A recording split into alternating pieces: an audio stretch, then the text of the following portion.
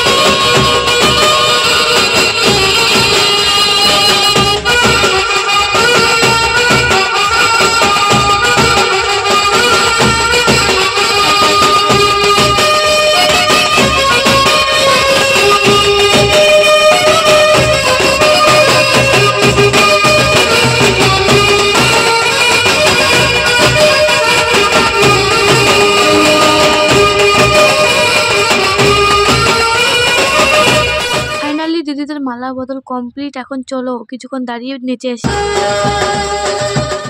তো দিদিদের বিয়ে শুরু এখনই। তো আমরা এখন এখান থেকে চলে যাব, কারণ এখানে আমাদের কোনো কাজ নাই, কারণ এখানে এখন দিদিদের বিয়েতে এখন না সিঁদুর তো তুলবে সেই বাসি বিয়েতেই। তো এখানে এখন কি কি নিয়ম কি কি করে নাকি, মানে আমার তো রাতের মধ্যে সিঁদুর তুলে দিয়েছিল, আমি জানি না রাতের বেলাটা কি করে। তো বাসির বিয়ের নিয়মটা জানি কী কী করে না করে, এতটুকু জানি। তো এখানে জাইবুর সাথে একটু কেলিয়ে নিচ্ছিলাম। তো জাইবু খুব নাচলো পিড়িতে নিয়ে দিদিকে। তো চলো এখন আমি যাবো ড্যান্স করতে, তা আবার এমন গান।